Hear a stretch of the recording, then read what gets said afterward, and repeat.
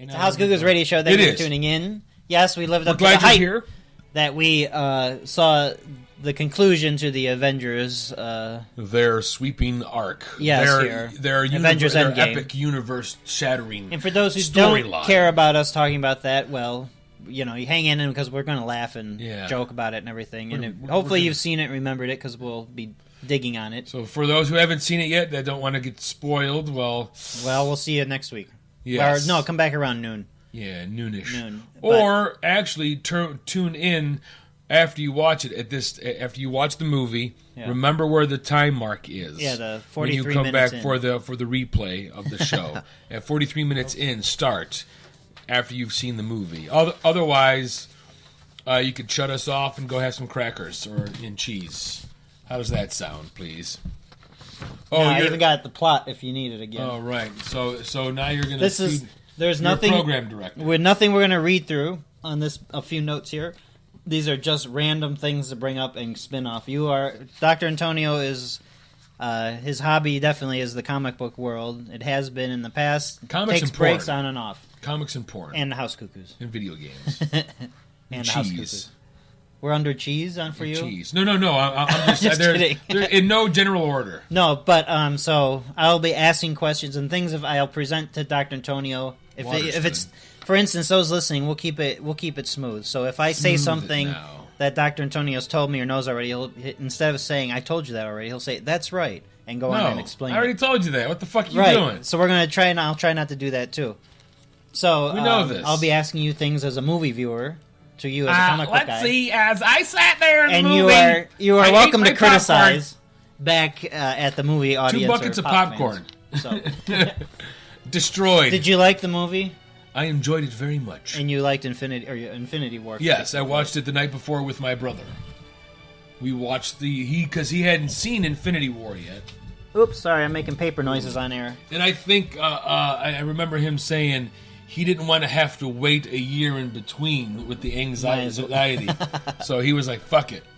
I'm going to wait and watch both of them. So I watched it again, so it was fresh in my mind again. I had already seen it when we went last year to see Infinity War. And so my brother brought over a pizza pie, and we demolished the pizza pie while watching. It was Roman fountain pizza, too. It was delicious. Plug if they want to underwrite us at all. Yeah.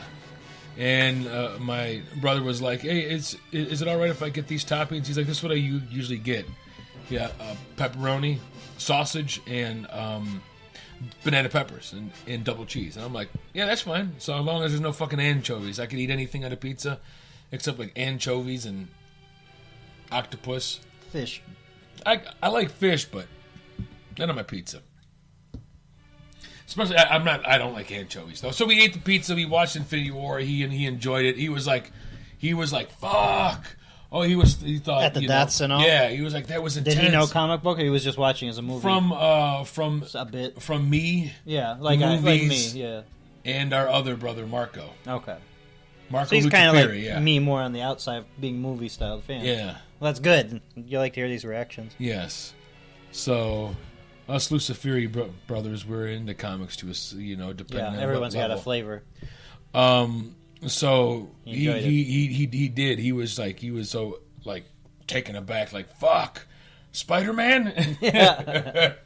When he faded. Now, if you haven't seen Infinity War, don't even bother listening to anything. Yes. But So and then going into the movie, the second part, right? Because again, you just can't go into Endgame as just a movie. It's a sequel. It's an entire story. Right. It's the second chapter. It's an overarching story. It's not a fucking separate movie. It's a continuation of the previous story, and you can't judge each movie on different merits when it's a full story. So when the other one comes out on disc, you watch them back to back, all 5.5 hours. Yeah, which you could take your own bathroom break at home. Yeah, so you watch all 5.5 hours back to back, which I'll do when this comes out. When I get 5 hours free. Yeah. Spend like a Sunday. Well, that's what's good about it. That's why I think we were talking about when we were getting breakfast. The opening song they used from Traffic when the Marvel title rolls which usually has the big thematic, you know, some big empowering music or the theme of whatever. The only one to do this was, I think, Guardians of the Galaxy had the song playing in the beginning, which gave it a different feel. Yes. And a wink at that, it seemed, with that, by using Mr. Fantasy by Traffic, with Steve Winwood screaming those. Steve Winwood! When he's like 17, I think. He was 17 or 18 when he did that song. As opposed to his 80s music. Well, yeah. When he still was younger, if you consider that he was in his mid-30s. But yeah, he's like already retired because he's so... But yeah, he also, his big song was "Give Me Some Love, Won't You Give Me Some Love." I'm trying to remember some of his 80s shit. His 80s? Yeah. Won't you know what the light can do, or something? Valerie, call trying to think of his like. Call on me. Oh yeah, yeah. That's a good one. But there's like some of the annoying ones. They're just cheesy pop songs. Oh, I can't think of them. Well, that's all right. But we're talking about him using the lines, and it was, you know, everybody got it. Obviously, it was a big movie, Marvel Infinity Wars, and with everybody being bummed at the end of the deaths and all that, you know, and then we see Clint Hawkeye lose his family there, and it was filmed well. I like that Spike Lee style, the handheld camera following behind his back as he's turning around. Yes, it's like nice cinematography, right? And it disappeared like right behind him. Yeah, which gave it that horror movie feel for even a they're second. gone. You see the dust, but he doesn't recognize or realize what it is. You hear the booms in the back and everything. Yeah, crashing everything crashing, and then it cuts to the Dear Mr. Fantasy play us a happy song. Yeah, I was very moved by that. I was like, oh, that was fucking sweet the way you bring it in. That's how you do that good little filmmake tweak to that subtle, which we saw if you remember Breaking the Waves. There was Lars von Trier's where he broke his chapters up. He played the entire pop song. But the song's lyrics and all that fit with the transitions, or at least whereas the scenes itself had no music whatsoever. Yeah. He had its stark. So it had that feel sound. when it came out of the Hawkeye into that. Yes. To that kind of pop song. I thought about that. Like if I had the money to film a movie, I don't want no music in it at all. I just want. Well, that's the good indie. Yeah, I don't want music. No. Or it's only used at the slight 2 moments in the film or something. If, it can be representation. It's representation. I honestly feel that I would love to get a program to where I could remove the music from like movies. Yeah, I'm sure. And I think it would be better. Yeah, because like check YouTube. Maybe somebody's you don't need the like you know this is me, but you don't need the music. I like because I don't even hear the music. I'm so engrossed into the scene that the music is just. But for these kind of movies, it works. Adds it does. Sci-fi drama. But I think it should be like the acting alone should carry the scene. Yeah. Your ability to act and evoke your emotions. Yeah, Captain. Maybe they can get William Shatner and Adam West together again for the very first time. And even though is he an Eternal or whatever? Jeff Goldblum's character from Thor Ragnarok, could he have been snapped out? And came back? Like the godlike beings, he can't control. The stones themselves? Yeah, as far as I remember. Like, the Celestials, like, he didn't... I don't think he could, that was it, yeah. I don't think he could snap out the Celestials. Okay, see, there's something moviegoers wouldn't think. But here's the thing, when I thought of that, how funny it would be... Mr. Yeo, do you remember? How funny would it be to see Jeff Goldblum, like, suddenly appearing, in his Jeff Goldblum way, going, boy, I fell asleep for a moment, what'd I miss? I can play off the whole, he's been gone 5 years. Yeah. But to play that off and he's in the throne... I gotta pee really bad. Yeah, he's on somebody's I've been holding this for 5 years. I don't know where I was. That would be fun. I want to see Jeff Goldblum come back from the snap suddenly. Half dressed or wherever he was. Wow. Oh, I must have dozed off there. 5 years? Where am I? What? How long has it been? And now we're going to go in no direction with this at all from beginning to end of the film. How about Fat Thor? Fat Thor was funny. Was that ever in the comics that you know? I think that Chris Hemsworth said they thought of that. Possibly, but I didn't. But the Russos said that's I wasn't a heavy Thor collector, so I can't say I have his stuff throughout the years. They say it was the more personal. How would anybody really react? The reality of anybody, even a god, would be, fuck it all, I'm going to just drink or eat my life away and, just live in my sorrow. Fuck it. But here's the thing: I was glad they kept him fat to the end. Yeah, they didn't he had the power of He-Man, and suddenly he was all slim. Oh yeah, when he went into the armor, but he still had a heft on. They still put that little pillow in the belly. Yeah, I kept an eye on that. And I was like, it didn't look like it. And then when he went back, it looked like he flunked out. And the hair was long too. I thought he would be happy at that part. Yeah. Oh, yeah. Well, because it was been 5 years and since all that stuff happened. So, as Guardians of the Galaxy. Yeah, that's been the name of a. That's what I read. Yeah. Lighting the candles. So, were the deaths done well? Did you like? I mean, Black Widow's was, but Froggy was upset there was no funeral nod or any kind of just came back. She didn't make it. They all boo-hooed, and then that was it. But they did the big funeral for Tony, obviously, for obvious reasons. Yeah. Well, they didn't throw a retirement party for Cap. But there was the emotional disconnect, for there, when then you see him as an old man. Yeah. Which, for a minute, I was really hoping they got, an old man actor to play him. Because Which would have been cool. If they would have went for the old man actor. I mean, I know when young people... The makeup wasn't like the elderly makeup is getting better. Yeah, but the voice much just better. Can't. You know it's him. Yeah, you know it's him. You got to. I don't know. Just doing a little bit deeper. Yeah. The more there's just a exasperated lungness to him that he could. I don't know. Yeah. You sound like Eddie Vedder in an interview. Alone, restless. Breakfast table in an otherwise empty room. Endgame. Tony Stark, snapping on his finger. Oh, Thanos comes now. Army beside him. Gonna make us scream loud. And I was telling you in the car that Tom Holland was told for the funeral scene that it was going to be a wedding scene. What wedding? So when he got there, and you had to kind of read your script more morose than you were coming in, going, all right, we're going to film a wedding. No, it's a funeral. And you asked, excuse me, I had to sip the coffee there. It was the funeral of Bill Tim, the generic white man. But the you asked who that pasty young kid was that they showed. Yeah, I'm like, who is this young kid? And it was the kid. It was the kid from Iron Man 3. I am Iron Man. And they've retconned that the little kid in the Iron Man mask in Iron Man 2 was supposed to be Tom Holland. Yeah, I remember that. Yeah. So that's all connected now. Yeah, inspiration. So, Vision's still gone. I saw that in a YouTube video. The roots, as far as they know, they're like in their world, he's dead. Yeah. But he is also an android, and he could have been. They could bring him back. Did Black Panther? Did Shuri get him? Did she save? Did she him. Back up? Yeah, his disc, his consciousness. And they could assess that in Black Panther 2. Like, all of a sudden, he's uploaded into their computer system. Yeah. He could be on that with Shuri. Paul Bettany going, it is I, Vision. Yeah. I'm inside your computer system. Yeah. We must contact the Avengers to see if they have his body still. Well, that shouldn't be the whole feature of Black Panther 2. No. What do you mean Ultron came back and took it?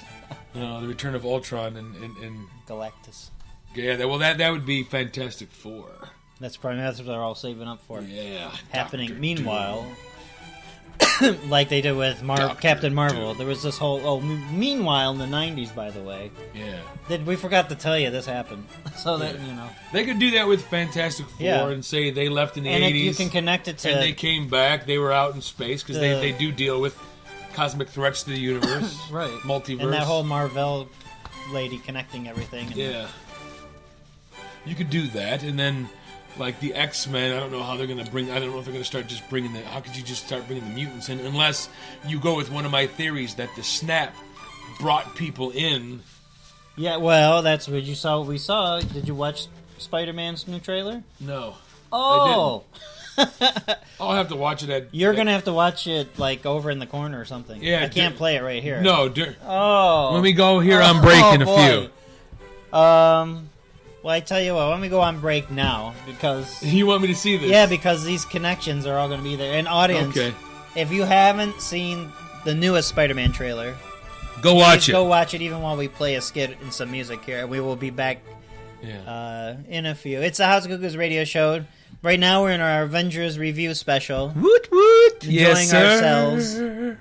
having a merry old time. Have yourself a merry little Christmas. But what can I do for a minute? For your cuckoo ears. Christmas in the springtime. That's what it actually is. Like what? It snowed in Minnesota the other day in Michigan.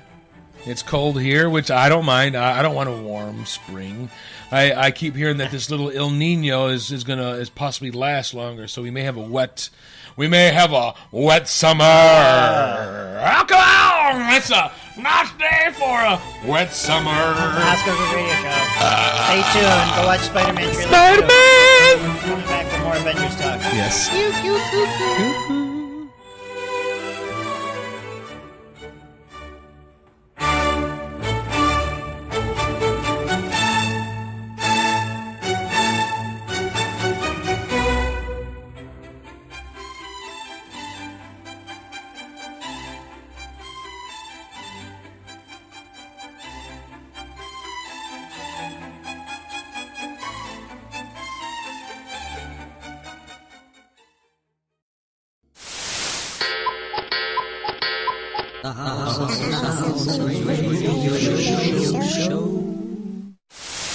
It's a Batman world if you think about it. It's more like the 60s but rough. Too much in your face, you're gonna blow up the place. Taking over everything, denying what they're doing is hurting anyone or anything.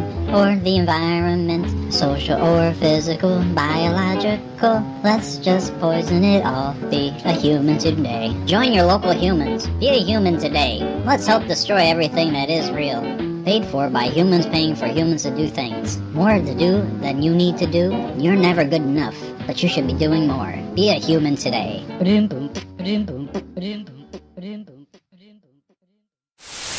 It's the House of Cuckoos radio show.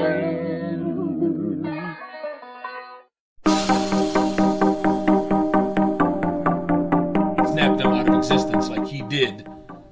I don't think Tony Stark snapped Thanos, 2014 Thanos and his army out of existence, like killed them. I think he just snapped them out of his time and set everything back right. Right. You know, because again, they talked about the branches. We got to put everything So back. even though Tony used the stones that were destroyed, then they put the stones back. He didn't. He used the stones before they were destroyed. They went back in time to get the stones. So, yeah, they were old. And I think when he snapped Thanos away, he didn't snap him into non-existence. He snapped him back into his own time. To follow the path. Yeah. Boom. You're going back to your own time with everything you brought. Gone. And then, This is the tension parts of the movie that is fun watching and listening to people, but it's been the most friendly tension arguments of a movie I've seen, which you did not see with Star Wars The Last Jedi. But I'm seeing the criticism, especially this time travel. Everybody wants to prove their point, but I've never seen it. I'm not saying it all is across the board, but for most of what I've seen, it's been pretty well-mannered. So kudos to those that are being well-mannered in the time travel arguments. Because Ancient One explains to Professor Hulk, you can't just pluck a stone from a certain place in time and not return it. That would create a branch of alternate timeline and overrun with disorder, she said. And why didn't, so they asked, where are we at? If the stones are so important to preserving properly functioning timeline, why didn't the universe devolve into complete chaos after Thanos destroyed them in the end? How did he destroy them? Well, here's the answers the Russo had, but it wasn't in the movie. Thanos didn't actually wipe the Infinity Stones out of existence, he reduced them to atoms. The directors indicated this means the stones are still out there, floating around at atomic level. They might not be tangible or fit for use in the current state. The Infinity Stones remain a part of the universe and will keep things in order. If anyone's going to be the key of Infinity, Adam Warlock. Yeah. And he was left bubbling in Guardians of the Galaxy 2, right at the end. I'm kidding. He came out, like the one guard came out and said to the Queen, right, that he is ready.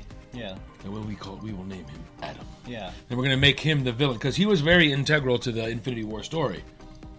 That's what they're saving him for Phase 4 in the hope of folding him into the franchise off the back of the atomic Infinity Stones, possible. Mm-hmm. So you are one, as you said, you knew kind of his storyline there. Yes. So the Infinity Stones will probably appear again This is coming from the Looper thing I heard about. So it's not a hooper, it's a looper. Yeah. That was on their YouTube video. I got some of this information. Yeah, 3 weeks. This is the start of the movie. The Rex confirmed 3 weeks after the initial snap. He did the stones to destroy them. So in a tangible. So level. So 1, 2, Hulk is 3, and Iron Man was 4. Mm-hmm. So did Four all snaps. those different ones, or was it just one of them? Those that saw it in the Spider-Man Far From Home trailer, as he's talking to Mysterio, Dr. Beck. Quentin Beck. Yeah, Quentin Beck. And he's saying he's from Earth, but not our Earth. Yeah. And, Is this a trick? right, well, he said, He is a master of illusion. Nick Fury says, the snap created holes in our the reality or whatever. Ripped open our reality. But he didn't specify which snap is where we were discussing how many snaps there were. He said his snap. Yeah. But who did he mean? Tony Stark? Right. You mean Thanos? Right. Hulk? I'm going to assume he's either talking about Thanos or Stark. The bigger ones, yeah. Yeah. Because they had more emotion behind them. Yeah. But what about, I had it written down here in my own thought, even though the Hulk is strong and all that stuff, to be the emotional one, I mean, you're the one that brought back humanity. He was the one that really, I'm not saying he's the hero to the end of the movie, I'm saying, but the fact that, to have that, if you were, I know this is sci-fi, but the psychologicalness of, you're like a Jesus thing, like you raised the dead, pretty much. Yes. That could You're a savior. mess with your head a little bit. And martyr. But he kind of was comfortable with himself and his burned arm and just kind of do what you got to do in a day's work, I guess was supposed to be the attitude. The sacrifice, he was slowly dying. But now it just hit me. The Russo brothers said if they came back to Marvel, they would want to adapt Secret Wars. Yeah, they said that. And I'm assuming, but for now, they're like, we're done with assuming which Secret Wars. But now I know which one because the snap ripped tie, and they talk about the multiverse. So that's the 2015. They have to be careful not to lose the audience either if it gets too complex. Well, no, you would again books and phase. It would have to do like the next couple phases would have to build it up. Each one. You'd have to introduce the Fantastic Four and Doctor Doom. Right. You'd have to introduce the X-Men. You'd have to introduce maybe other Earth concepts, which they're tapping on, looks like in this. And then you would have Doctor Doom have to steal the power of the Beyonder. You'd have to introduce the Beyonder with do Avengers. You do Secret Wars 1, right? Like they did in Infinity War. You do Secret Wars Part 1, and that's where the Beyonder sees this rip in the fabric in the multiverse, and he now comes and he's entertained by the super-powered beings, and he kidnaps them like in the original one and has them fight for him. Right. And then you alter the original storyline to where you have Doctor Doom, and like in the 2015 one, get the power of the Beyonder, and he becomes Doom God. And he shatters the multiverse. Just do it better. Doctor Doom shatters the multiverse and creates just one gigantic, multiversal planet. And in between each part that was taken from one of the multiverses, there's a giant wall that separates them. And that's gigantic, but in the movieverse you could lose the audience on something. No, but you would have to build it. That's what I'm saying. You build it. Right. You build it. Like, you show Fantastic Four and X-Men on different Earths. Right. Deadpool on different Earths, and you already have these characters kind of established. Even if they go with, a new X-Men, and they're going to reboot the Fantastic Four. Well, yeah. But a lot of the movie-goers have the knowledge of who these characters are now. Right. So you really don't have to have much of an origin backstory. Right. Now you would just have to build up the story going forward. And they could do that over the next 10 years. Yeah, if the bloat of the movies don't lose the people. Or they could do the Secret Wars in 5. I would say they could do a good one in 5 years, a good building arc. Now that you're going to introduce the multiverse at the end of Phase 3 here. Right, I wouldn't expect to be too complex in that kind of a... Because they said don't expect to see Marvel said don't expect to see the X-Men, their X-Men in the MCU until about 2025. Right. So that's 6 years away. Right. And this is how you slowly build. Yeah. You slowly build. Because it's all investment too. Half those movies are already prepaid for these ones that they already have on the table. So and then let's say 2021. You gotta wait their turn. So look, that's why we got to wait for the San Diego Comic-Con to see what the Phase 4 announcement, and we may see Fantastic Four in the line. Yeah, they're going to do it. Well, okay. I'm going to assume. Oh, I see. They've done it in the past with their phases. I do have the actual quote here. I did grab a copy. Beck is from an alternate Earth, and his fury further explains. Should I do my Samuel Jackson voice? Yeah, you got to do it smooth. I can't do him. Snap tore a hole in our dimension. Snap tore a hole in our dimension, motherfucker. What he doesn't specify is whether it is Thanos snap, Hulk, or Tony snap. Yeah. Or a combination of all three, but you're right, it was 4. 4 snaps. However, they wind up explaining the existence of a multiverse is rather huge for obvious reasons. The idea of the Avengers presumably created countless alternate realities by messing with the events of their own time stream. The Russos have gone on the record stating that when Captain America makes his final time jump, he hops into a completely different dimension. It also begs the question whether other realities will connect the MCU to the Spider-Man Spider-Verse. I could see that happening. You could introduce Venom that way into it if Sony was so inclined to do so. Yeah, if they would quit being jerk. Yeah. By the way, guess who was in... This is a quick one, I didn't know. But of all, when they show the Avengers assemble, when Captain America finally says it, and I know the old-time fans got a shiver in their back when you heard, oh my god, he did it.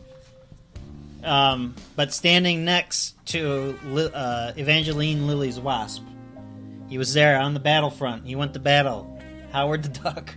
Oh, I missed him. Well, he was in... He's that little scrawny-looking one now, like Guardians of the Galaxy version. Yeah, which I didn't like the 80s. I hate the 80s Howard the Duck. Well, everybody knows. That's a joke. It's garbage. It's a writing joke. It's a B-movie. They can't wait to show Little Toe so he can be, what the hell is this? This is awful. It's like The Room. He'll love it as a kid. The sci-fi version of The Room. He'll love it as a kid. What they should do is Tommy Wiseau dub over the entire Howard the Duck 86 movie, whatever it was. Oh, hi there. I'm Howard the Duck. I need a cigar. Cheep. You don't cheap. So yes, a split-second appearance of Howard the Duck next to Wasp during a rapid pan of all the returning characters. My eyes were trying to scour to see. Oh, here's my thing. If there were any other ones. And I think somebody else said it. Here's what's a trip. Captain America returning the Soul Stone to the Red Skull.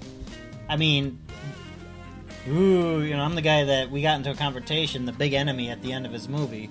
Well, you saw the realization he had. He had that, like he in Infinity War, he basically said, "This is my penance."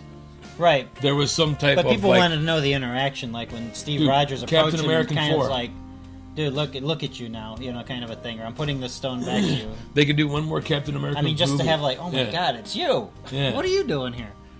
Hey, Rogers. You would hear that voice. Yeah. I never expected to see you again. Yeah, a little scene. Especially here. Scene. What? Red Skull? This is my punishment for my actions. Be on your way. So, like he more than likely would be, if he's accepting this as his punishment. Yeah, just for the moment. Steve would be cautious, but he would still be like, turn the stone and here. Well, you can't have her back. What do you mean? Yeah, he'd mess with her. No, the price was paid. Yeah, I wonder if that was ever in the line, or if anybody considered that even. But that's a whole thing. You could have a whole fan fiction on that little scene. They could that scene. They could easily bring Gamora and Black Widow back. Yeah, I know. They don't have to use the same actresses if these actresses want to move on. Yeah, because in the comic book, when that happened to Gamora originally, when she was returned, when she was killed, she was trapped in the Soul Stone. Right. That's what happens. Right. You end up getting trapped into there. So they were in the comic. They were able to pull her out, but part of her soul was left there. But she's the paradox of this whole thing, because her 2014 self is there after Tony does a snap. Yeah. No. She fizzled away. I didn't see her fizzle away. She was with the rest. I thought with the Guardians and all that. Yeah, she went away. No, she wasn't on there. Oh. Yeah. That's why he was searching for her. Okay. Peter Quill was on the computer searching for her, and seeing not found, because he thought after the snap she'd be back, and he did a search, and I forgot who walked into the room. He shut it off, like he was. Oh yeah, Thor. Like, so this is it, all this stuff. Yeah, no, she wasn't on there. All right, and then but yeah, Nebula was a scene still, but she's still around. Her old self is still around. Well, she killed her old self. She shot her old self and killed her. But again, not only... But she's okay. They obviously created... I mean, it's a movie. Yeah. But by doing these things, they, no matter what the ancient ones said about the branches, they created them. They returned all the stones, but they still affected the past. Right. Thus creating multiple timelines. Now we could get time jumping alternate characters like we've had, like Old Man Logan, or even Cable. Right. And just again, as long as they don't lose the audience, you know, like Deadpool 2 did it good. You know? Yeah, you build it up. Yeah. Like that's what I agree. Marvel did over the 10 years. Right. I hope they do. You know, so in Phase 4, you introduce the Fantastic Four, and how you do it is like you already show them as the Fantastic Four, and the Fantastic Four, you know, already have them established, who they are, and then you start it off in some like remote area, and like a few weeks ago, or no, you know, like so how long has this? What'd you call it? What'd you call it? It's a rip in space and time. Oh yeah, you have somebody say, "What'd you call it, Mr. Richards?" Yeah, this is a rip in space and time. I've been studying it for the last 5 years. Yeah, that would be a nice way for them. You know, because they're going to be a younger actors, and you could have them go through it into the prime Earth. Right. And you know, here they are. This is it. Like you know, and you could say their universe is dying. Right. We have to get as many people as we can. But no, it would be or. Maybe by that snap they could have it affect to where certain other realities are breaking apart. Right. And so this is how some heroes and some other people come through. Yeah. And they could. That's how they. I don't know. I don't know. I mean, the Fantastic Four can be just like you said. It's just a professor who's been watching this for 5 years. Like studying it. Like, what the hell is this? Yeah, and then it's been maybe his experiments happen in 2020. You know. Yeah. And the what's her name? Vanishing Girl, I keep calling her. Invisible Woman. Invisible Woman. And Thing. Sue Storm. Sue Storm, Thing, yes. Yeah, Sue I was Storm watching and Johnny Storm. The first Fantastic Four movie with Jessica Alba. Yes. Yeah. Oy boy. Oy boy. Back in the good old days. Back in the good before old the big days. CG stuff when everybody was just acting in their outfits. But it was fun. It's fun. It's a fun family version of superhero movie. That's what it was. It wasn't heavy. It's not heavy. It has a little emotionalness to it, but it was it's still corny. But the second one was a little more trying to be dramatic, and it didn't quite take off. No, because they didn't with Captain America getting all pissy as Fireboy. Oh yeah, it's Johnny Storm. Johnny Storm. Yeah. Chris Evans is Johnny Storm. Yeah, it's funny. Yeah. See him there. It's just a different acting style and everything, and it being a little punk. And he's the second one, yeah.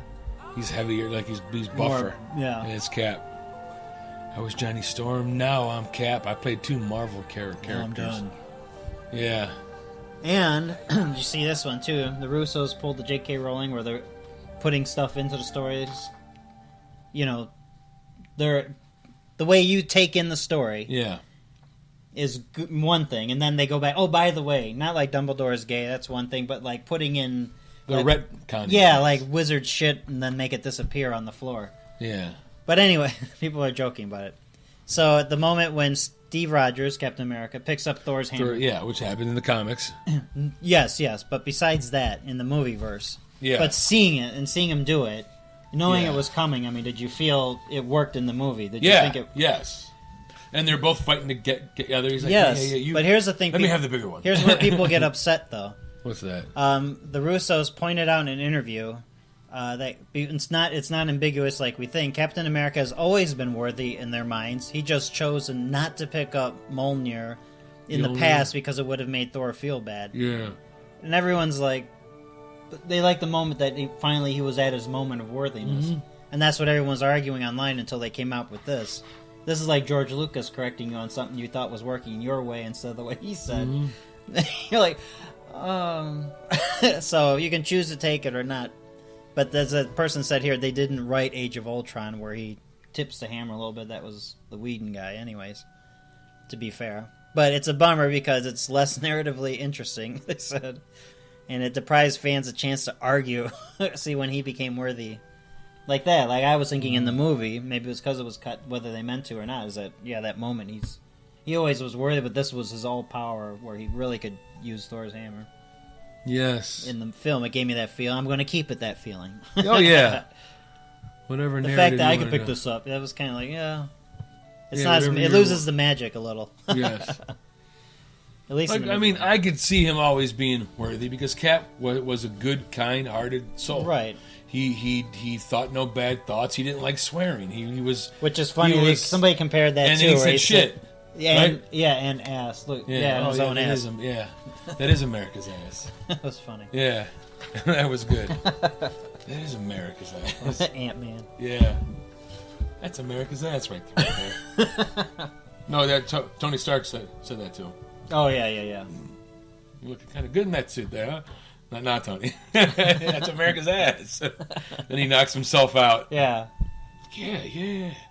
That is America's ass. That was funny. That was good. So did the thought come to Steve Rogers after he left that moment where he remembered fighting himself, thinking he was Loki? You know what I'm saying? In your mind, does that history?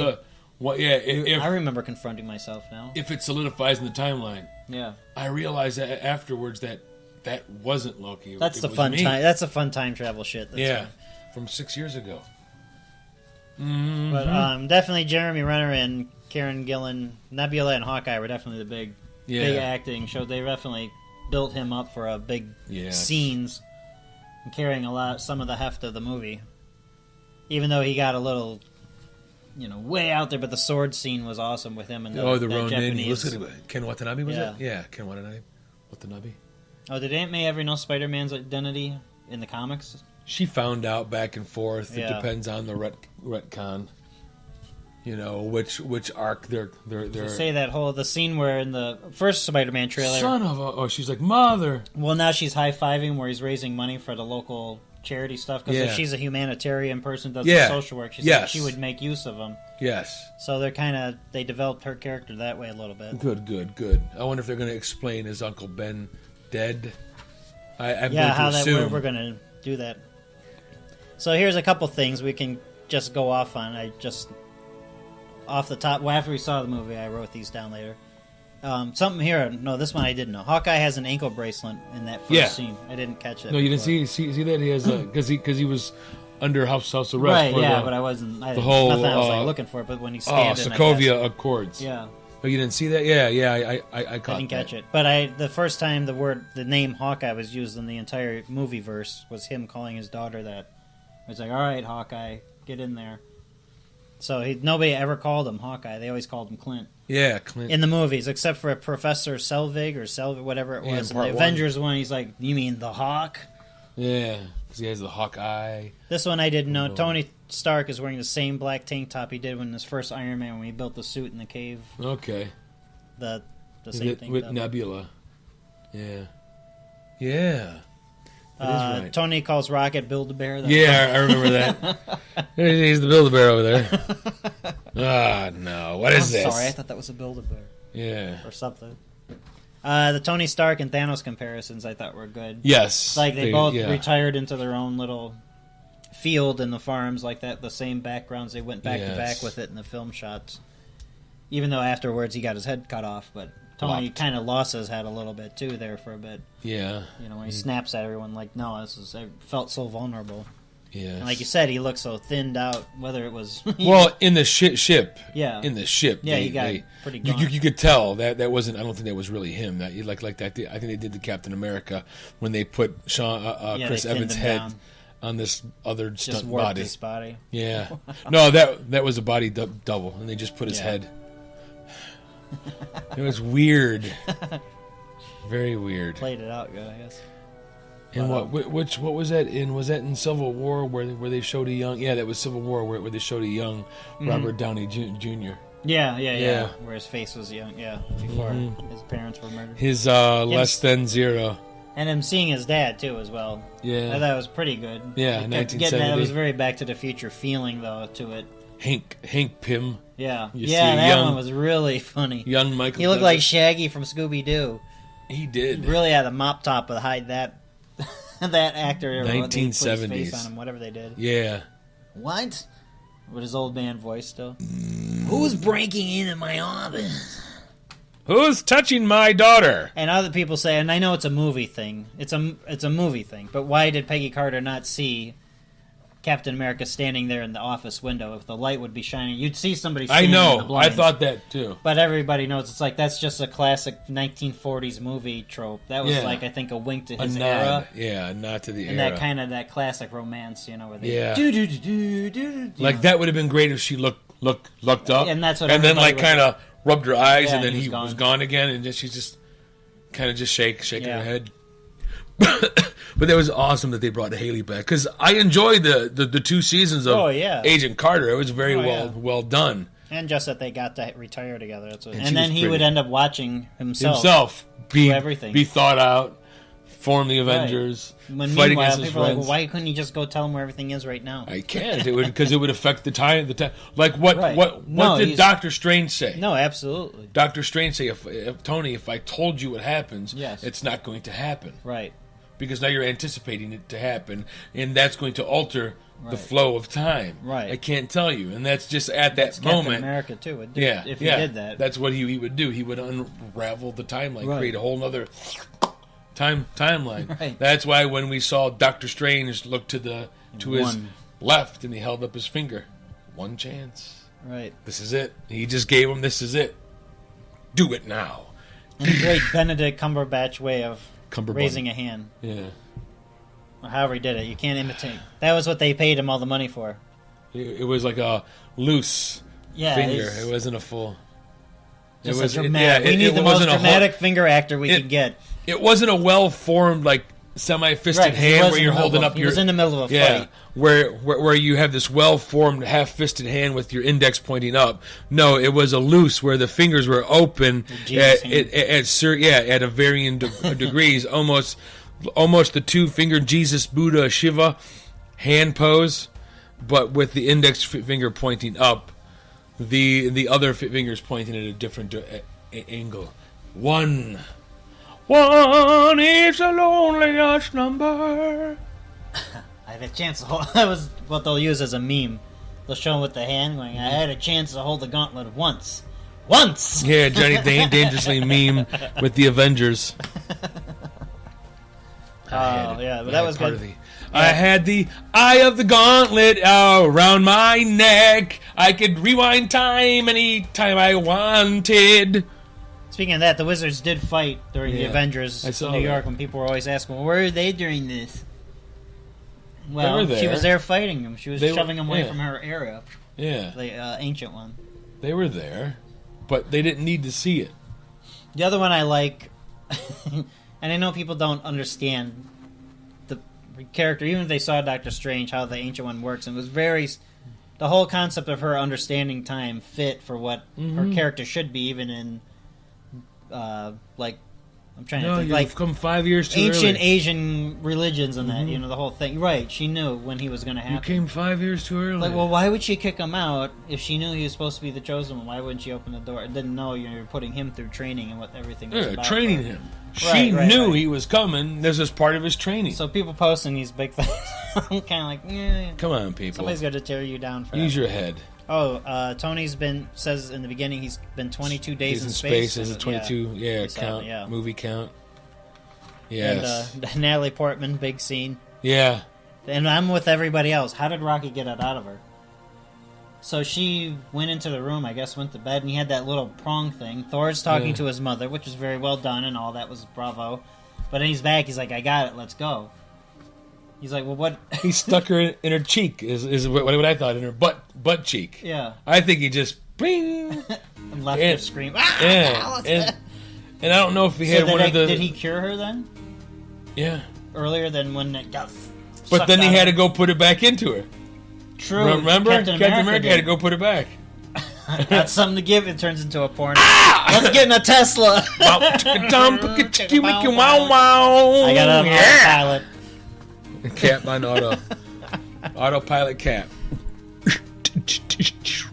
But yeah, the Tony Stark's dad part was pretty good. That was nice. That was a nice tug of the heartstrings. Right, and I had a human feel to it, which human emotional right. It wasn't just the sci-fi response. Stuff. But seeing Robert Redford trying to pull off, he was like, as if he was like under 90. Mm-hmm. That was funny. But it was fun to see Robert Redford show up. Mm-hmm. Yeah, William Hurt. Yeah, I mean Disney really gave him some money to get all these people in this one. Ken Jeong just had a short. Yes. Part. Where is it? I had his book here. Yeah. Did you see what book he was reading? No, I didn't. Of course not. We didn't see the book. No. He was reading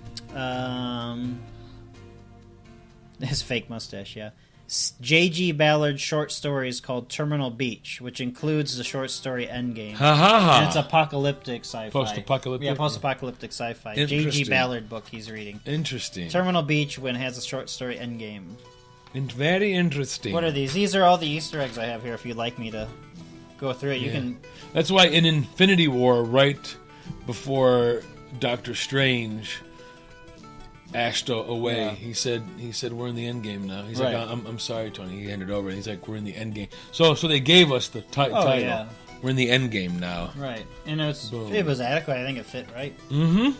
And of course, you know the Thanos Scarecrow images from the Infinity Gauntlet series. Yes. Comic series. Yes, sir. He has it sitting up there. Scare all the heroes away. Obviously did, and then they chopped his head off.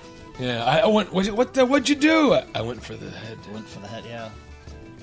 That was pretty sudden too. That was a big click. I'm surprised they showed as much as they did of it too. And New Asgard in Norway. Yeah, that was cool. But mine was funny with Craig and Mike. I was happy they were alive too. Yeah. The Taika Waititi. Yeah. Yeah, but him playing Fortnite. Yeah. That was funny. I was happy. They were the best comic relief in that Thor Ragnarok was awesome. Oh yeah. Hi. Thor, he's doing it again. Craig? What was his name? Yeah, Craig and Mike, but spelled weird. Yeah, he's doing it. He's calling me. He's calling. Is it the 12-year-old again? Yes, it is. Hold on, give it here. I'll bring down the thunder on your basement or whatever. Oh, stop calling for your mother or father, whatever. Yelling at a child. Yeah. Thanks, Thor. Yeah, that was so good, dude. Hi. It was funny. And that little slug thing eating pizza. Yeah. We laughed a lot in that movie. Yeah. They were really well written. It was. Yeah. It was. And the movie was well written and you knew the well characters paced too, which helped. If you never watched a Marvel movie, you'd lose a lot, I think. Because the movies establish the Avengers. Yeah. Each movie that came before builds up the one coming after. Like at the end of Ant-Man, we saw the Winter Soldier, Captain Falcon talking to Bucky. And then we get Civil War, Captain America Civil War. And then that leads us into... But not this one. No. That led us, into Doctor Strange came next. Excuse me. After Civil War, right? Yeah. And then when did Spider-Man came out? After Doctor Strange? Yeah, after that. That summer. And then, but before Spider-Man was... Guardians 2? Black Panther. Oh, okay. Yeah, Guardians 2. Yeah. I'm trying to remember when all the release date. That's just a lot. It's a lot, man. Trying to remember it. Excuse me. And they ought to bring here, with this whole rip in time and space. They ought to bring Eric Bana and Edward Norton. Well, you know that what's his name's kid? And Ben Affleck is Daredevil. Ruffalo. Mark Ruffalo. Yeah, his kid goes to school or is friends with Ed Norton's kids. Okay. So you can see the interview on YouTube somewhere. Yeah. The Hulk kids. Yeah, he told Ed Norton he got it. He's like, yeah, do it. If he gave his whole blessing, go for it, take over the character. That's awesome. And because now he's like, Edward Norton's like, fuck. Yeah, because now Mark Ruffalo probably has a lot more cars in his driveway than Ed Norton right now. Son of a bitch! What the fuck? I don't know what they do. Who knows? They're probably all connected. Tony Stark's opening monologue to his helmet in space. Yes. Was a reference to his old Iron Man. Don't post this on social media, he says, which he said in the first Iron Man to a kid that was taking a picture. That's right. That was like the first time he was back or whatever. And it was always you, is what he said to Pepper when he gave her Stark Industries in Iron Man 2. It was always you, yeah. You were going to take over everything. It was always yes. you. And Captain America's therapy. He was working for a therapy group, just like Sam was when he met him in Winter Soldier. So I guess they were in a therapy. Yeah, well, yeah. PTSD therapy. I assume that it was some type of group meeting. So that was kind of a circular coping thing. And of course, you know that was Joe Russo as the first guy talking about after the snap. He was the gay guy. He had a date. Oh, that was Joe Russo? Yeah. Russo? Okay. That was one of the Cleveland boys. That's technically the first gay character in the MCU to be outright, talking about its gay relationship. Yes. The gay folks generally are not that pleased with that. Why? They could have just got a gay actor to be gay in it. But him playing the part, was kind of like... They've always had straight actors play gay, and gay actors play straight. That's what the... They do that back and forth. Just saying what's out there. Come on, people. I'm just saying. I know. Marvel's supposedly working on... Another gay... Who? One they're going to out. Where did it say here? If you look by Natasha's desk, Black Widow's desk, she has some worn ballet shoes. Yeah, those I saw because it made sense how she was raised. Yeah, her assassin training. Yes, Age of Ultron. Now here's something I caught because I've been making fun of the character after I saw Made Fun of on Jimmy Kimmel was Namor.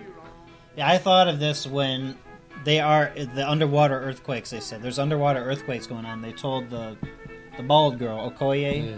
And she's like, I don't know, that's underwater. We don't work with underwater stuff. I'm like, oh, it's probably going to be their Aquaman. Well, yeah. No, in my mind. Aquaman's a knockoff. I know, but it's their... Namor. So, the underwater earthquakes off the coast of Africa referenced by Okoye in the Hollow Conference could be our first indicator of Namor the Submariner. And they told her still to go check it out, though, or something. So if he comes in through Black Panther, whose rights are currently at Universal, as in Universe... Namor was because Hulk, yeah. They got Hulk, Universal has the rights. I think the Hulk still. They still have a bite. And that's I think they're going to. So that's why Hulk didn't get his own movie per se. Mm-hmm. And it found themselves at odds with Wakanda and Black Panther several times in comics history. So maybe they're going to bring him in that planet, way. Yeah. So that could be part 2 almost. Mm-hmm. Going again, which is kind of like hopefully not. They like could the introduce Aquaman movie, Namor into that. Where it's a war of. It's always been the land versus, even in the comics, even in I know, but Aquaman, I'm saying from a film, Aquaman already just did that. Like DC grabbed that feel already. For somebody else to do it, it's going to be like everybody's going to be, you're copying the same movie style, man. And then then you would look. It's like, no, this one was first, right? And Shazam Captain Marvel was before the Marvels. So you see, DC did it with Aquaman, and they're like, okay, fine, fuck you, we're Captain Marvel, you. We're going to Captain Marvel. You know this. Thanos destroyed the Infinity Stones with the Infinity Stones. Happened once in Marvel Comics. But they're called gems in the comics. Well, true. Infinity Gems. Infinity Gems. When Captain Marvel used the gauntlet to stop an incursion of worlds during the Jonathan Hickman-written Infinity crossover event, the stones ceased to exist until the entire comic was relaunched with Secret Wars, along with the relaunch of new Infinity Gems. Yeah, that was the latest Secret. There's been multiple incarnations of Secret Wars in the comic books. You had the ones in the 80s, Secret Wars 1 and 2 that dealt with the Beyonder. Secret Wars 3 was just a title of an issue of Fantastic Four, where Reed in the Fantastic Four took care of the Beyonder once and for all, just basically banished him. Right. And then my understanding, because I wasn't into comic books fully at the time in 2015 when the Secret Wars event was ending. Right. I jumped in on the ass end, grabbing Dead Man Logan, financial reasons too. Yeah, and the X-Men titles and stuff. But the 2015 Secret War had to deal with the multiverse instead of just a Beyonder god building a planet from parts of another planet. Right. And having these heroes fight. That's where Spider-Man first got the black suit, was in the original 1984 Secret Wars. Oh, right, that black suit, yes. Yeah. Not to be confused with the noir suit he's wearing. The noir, Spider-Man noir from an alternate reality. The black is black suit with the white spider on the back. Yeah, so here we go. This is the 2015 Secret Wars. So this, with the multiverse happening and them introducing possibly the X-Men and Fantastic Four through multiverse. You got the 2015 storyline, and the 84-85 miniseries. And this was also written by Jonathan Hickman, because he's been a big influence writer at Marvel. It picks up from the Where the Time Runs Out storyline running in Avengers and New Avengers. So the gist of it is here. The storyline involves the destruction of the Marvel universe and various alternate universes, including those seen in the Ultimate Marvel and Marvel 2099 imprints, the Age of Apocalypse storyline, the Marvel 1602 universe, and the House of M storyline, with each universe's respective Earth combining with each other into Battle World, like they did in the original Secret Wars. It was the Battle World, where instead of taking the multiverse in this story of Secret Wars, this was the Beyonder just grabbing parts of planets in the current universe. Right. And building the battle world and telling the superheroes, for my amusement, fight for me. Winner take all. He was a god that was intrigued. So this is the writer or the character? This is the Beyonder, yeah. The writer. So yeah. So the planet itself is divided into many territories that are mostly self-contained and where a pocket universe composed of a specific storyline or universe reside and evolve. Various versions of individual Marvel characters can be present multiple times on Battleworld. For example, there's a Tony Stark present in the many of the territories where the Kingdom of Manhattan has both Earth 1610 and Earth 616. Earth 616 in the comics is the prime Earth. Right. Where if you were to buy an Amazing Spider-Man or an X-Men or an Avengers comic, that's the Earth it takes on. That's the number designate of Earth Prime. You would think, well, why not Earth 1? No, because there's each... They explain that, just like DC does it too. It's like Leonard Part 6. Yes. You're falling right in the middle of it. Yep. Yes, so this Cosby reference on this. So the core original limited series was going to be it was 9 months long, so 9 issues. Miniseries were broken up into 3 categories: the Battle World, War Zones, and Last Days. Of the core miniseries, the Ultimate End, which ends the Ultimate Marvel imprint after 15 years, and so that was destroyed. The whole premise of it. It had 2 issues. The series was introduced 2 issues into May. We're talking and it ran, the Secret Wars. Oh, this is what we could be getting. Oh, the Secret Wars. Just so those tuning in. It's the House of Cuckoos radio show. We're still talking about Avengers Endgame reactions and then general Marvel Universe connections here to everything. Dr. Antonio is reviewing after we discussed where the movies might go with the Secret Wars and the Infinity Stones being destroyed. Yet Russo said they're at the atomic level of like dust. So and then we're going through some Easter eggs, and and I brought him on a tangent. Yeah, and now with the snap. Yeah, well, no, I was there. You just interjected in a pause. But like here, it's like at the start of the first issue. I'm not going to read every issue, but just give you an idea. So once, let's say Phase 4, they start introducing these other characters now, like Doctor Doom and Fantastic Four, the X-Men and Professor X. Right. So at the start of the issue 1 of this Secret Wars, now that the premise of the story was that the 2 universes, Marvel 616 and Marvel 1610, were colliding. Right. And in thus doing so, it shatters. But they were mysterious. But the shattered universes were mysteriously saved and combined with other shattered universes to create a giant universal pocket world. So at the start of issue 1, you have Doctor Doom, Doctor Strange, and Molecule Man. They confront the Beyonders in a last-ditch attempt to save the multiverse. The final incursion of Earth 1610 and 66 begins. So and this just goes on, and you find out like who saved the universe from being shattered, how it reformed, and how the Ultimate Universe characters were on this Earth now. Their universe didn't exist anymore. And some of the humans who were from Earth 1610 that now we're on Earth 616. Again, that's the designated number, not the year. Yeah. So Earth 1610 Universe 1610 were destroyed. Right. So some of those creatures who had or humans and other beings who had counterparts in Earth 616, they either appeared, became new memories, but they don't remember the previous universe they were from. There was once a person that did. That was done in a Jessica Jones comic. Right. And he's like, why am I the only one? She's not my wife. This is not this. I'm from New York, but not this New York. Right. And all this stuff. And that was kind of cool concept where they touched on that. So is that what they're going to do here in Phase 4? Are they going to introduce Secret Wars?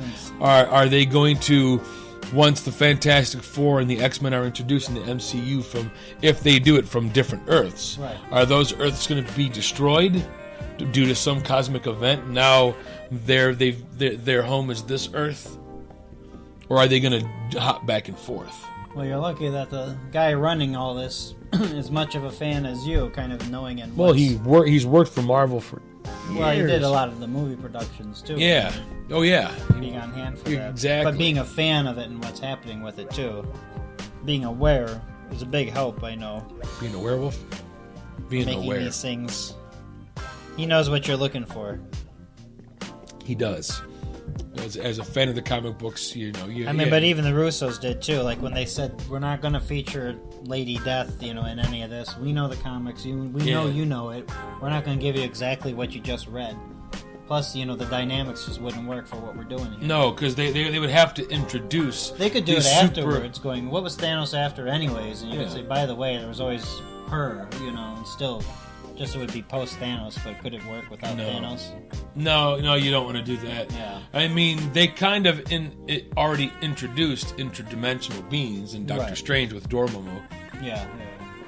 So you could have introduced Lady Death. Right. You could have introduced any of those otherworldly creatures, Mephisto. But yeah, it was cool that they did Dormammu. But yeah, and no. He had the hots for Death. I get it that that they didn't want to bring Death, because then there would have been no humanistic side to Thanos at all. Everything he was doing in the movie was for Death. Right. In a sense, it's he was trying to impress her, but no matter how many deaths he gave her, she was never satisfied because she's Death. She feeds on Death. Like even in the future, they did this in the comic book a few years back. Future Thanos basically destroyed almost everything in the universe, except he had Hulk as a pet, like a dog on a leash. This old gray-haired, gray-beard Hulk. He had Cosmic Ghost Rider as a messenger servant, who was Frank Castle. He ended up becoming the Ghost Rider after he went insane. I forgot why he went insane. And then the spirit of vengeance came to him, and he's the Cosmic Ghost Rider now. And there was only one being in the universe he was unable to defeat, and I forgot who it was. But even then, even though he killed everything in the universe except those beings, Death still wasn't satisfied.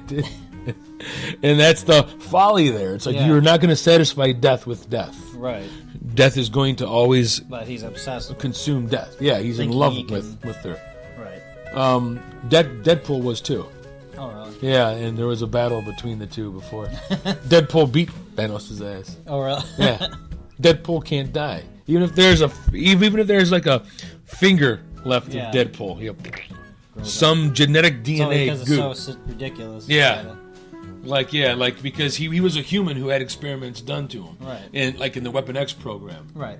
I'd have to go. It's been years. That was 90. They introduced Deadpool. Who created him? Rob Liefeld. Yes, we follow him on Instagram. Yes, and I am reading his new Marvel miniseries called Major X. Yeah. And this actually harkens back to his first run in Marvel. This goes back to the 1990 1991. Shortly, about a year after Liefeld came to Marvel and created Cable and Strife and Deadpool. Right. And Domino and X-Force. So this story is a time travel story where Cable's son comes from the future saying, I need your help, Father. Yeah. And whatnot. But Liefeld I was never the biggest fan of his art. I mean, he's created some cool characters. But yeah, his art has gotten better over the years, but you still see his There's something fun in that, though. Yeah, you still see a classic to it. like It's oh, dude, you don't know how to draw feet still, and your perspective is off a bit. But look at, he's working for Marvel, writing and drawing comic books. Where am I? You're on the House of Cuckoos. I'm on the House of Comedic Cuckoos. entertainment with Nerd Review today. Nerd Review on the Avengers Endgame and all the such sorts. As we go on here, Iron Man's daughter's name's Morgan. Do you know who that could be related to? No. Morgan Stark. Morgan Stark. The comic book character, yeah. Tony's eccentric and almost evil cousin. Oh. But there's no MCU origin behind her name otherwise. Or if it was somebody on the set named Morgan. That's my mother's name. We're going to give the name to my mom. Was Professor Hulk Hot Hulk? Sexy Hulk. Some of the women that liked Thanos in Infinity War, making jokes that if he was real, they'd have like a good old time with him. It sounds like Professor Hulk's... His cock probably would be too fucking huge. Professor Hulk's getting the same treatment right now. Yeah. So that's funny. Well, if he was real... And it's Mark Ruffalo anyways, which was really funny. The face of Mark Ruffalo, like, really there. Yeah. The expressions and all that, to see the Hulk doing that was just... It was like offset or something. It was like they were behind the scenes almost. Hey, let's get a... You see that one I sent you for YouTube? Let's get a picture. Yeah, the Hulk out scene. Yeah. You want one of Ant-Man? No, you want Come one of me? on, you want one. I'm Ant-Man. No, they never heard of me. They want one. They want one. No, they don't. They keep it going. It was still, it was great. It's so awkward. It was like good. watching a Ricky Gervais office movie. Yeah. In the Gamma Lab, he figured it out. But like, it sounded. At least it sounds like lab, but it could be land. In the comics, Gamma Land has occasionally referred to a block of the American Southwest where Hulk Gamma entities appear. Gamma Land, because that's where they would do the testing of the radiation. The but Gamma so far, Land. MCU made no actual mention. No, they probably meant Gamma Lab. Oh, did you look at this? Look at the next one there. Yeah, New Asgard. New Asgard in Tonsberg, the Norwegian city where Red Skull acquired a Tesseract in the beginning of Captain America: The First Avenger. Yeah. So, is that making, the blonde hair, blue-eyed joke there? Making the connection? Or? The First Avenger. Seems like the Asgardians have had roots there for some time. The Fortnite, there's Fortnite we were talking about. Korg. Oh, not Craig, it's Korg. Yeah, Korg is playing Fortnite using the Bright Bomber skin. I've never played this game, so I don't know what Bright Bomber skin looks like. The Battle Royale style game. You play looking like multiple characters, skins. Oh yeah, they had a Marvel release. There you go. That wasn't too. To bring limited time game modes to Fortnite for the Infinity War and Endgame releases. Well, I don't play Fortnite, so... Yeah. But moving on, the Hawkeye's alter ego is Ronin. Nobody called him that either. No, but that's who he was. Nobody called him Hawkeye either. Yeah. Was his character in the comics anything like that? Was he in that kind of a... Kind of, but again, I didn't heavily follow. Oh, okay. But the person he followed, here it is, or the person he fought, the character named Akihiko, was played by Hiroyuki Sanada. So that was a great sword scene. I mean, it was filmed nice. Oh, you actually saw their bodies. Not like just ching, ching, ching, ching. It was up close fight crap. Yeah. Like you saw them jump around. You actually saw them fight. And even if it wasn't, I mean, obviously it was, it's easy so to do nod because to the dressed in black. Group in the comic, the Shogun Reapers, who are kind of like tech-forward Yakuza.